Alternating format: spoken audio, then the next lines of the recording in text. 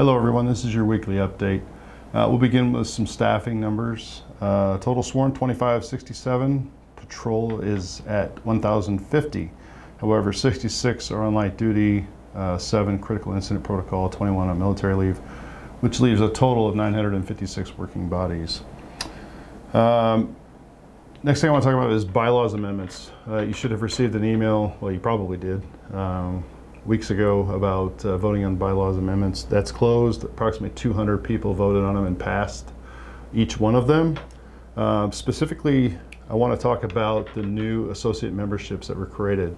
The associate memberships that were created were for detention officers and their supervisors and police assistants.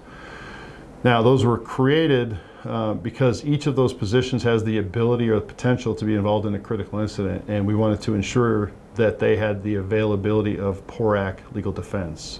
That's the same legal defense fund, legal defense lawyers that you would use if you were involved in a critical incident. Now, these associate memberships do not replace their current union membership. I think they're Unit 3. So Unit 3 would still represent them as their bargaining unit and for discipline and grievance. This is strictly an associate membership with us to obtain counter benefits and the PORAC legal defense. So the reason I'm putting that out there is because we don't have contacts for any of those folks since they're not in our unit. So if you know of some of these folks that are interested in this, maybe mention it. It's going to be word of mouth. If they have questions, they can call the plea office, 602-246-7869, and we can explain it further. The next thing is those of you who are not on social media and have already seen it, we now have a plea critical incident van. Essentially, 5 or 6 years ago, a little history, 5 or 6 years ago, the department used to allow officers involved in critical incidents one of the 2 MAC vans. Well, for some reason, now the officers were kicked out of that and relegated to the front of police cars while they waited for their criminal walkthrough and their PSB interview.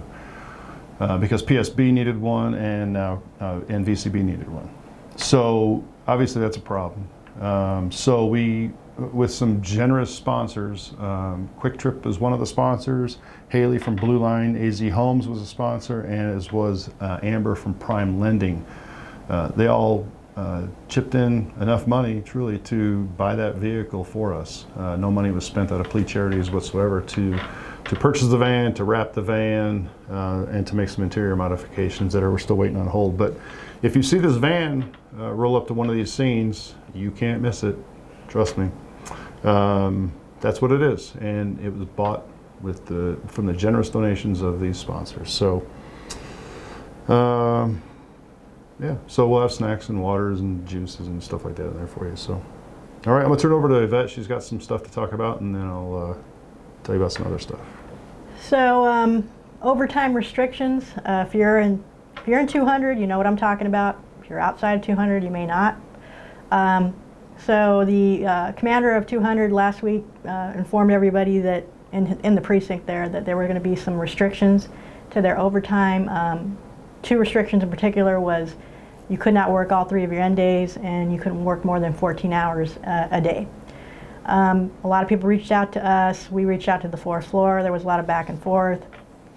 We were told that they were going to roll this out in every precinct throughout patrol, these rules.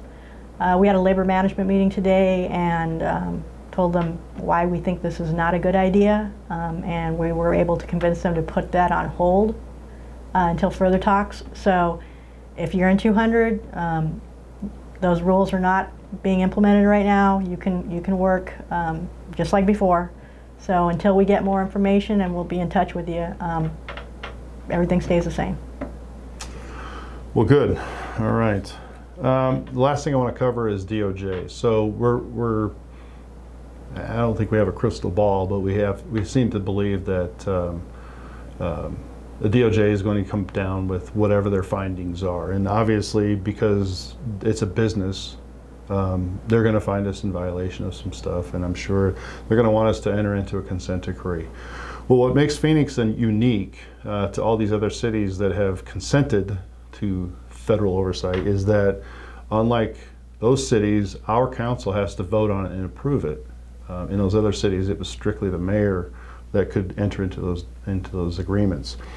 So meetings have been and are taking place with certain city council folks to explain to them the destructive nature of these consent decrees, from inflated budgets for the police department to increases in crime, increases in violent crime, no less. And essentially, it's a way to effect depolicing, because the officers are going to be scrutinized for everything they do. So what happens when that happens? You tend to just take the calls for service and you wait for the next one, and you write your paper, and you do your job, but you don't do anything extra. So what I would encourage you to do is, if you're on social media, we've been posting some stuff to the plea Facebook page. If you can share it, like it, send it out to all your friends, family, whatever.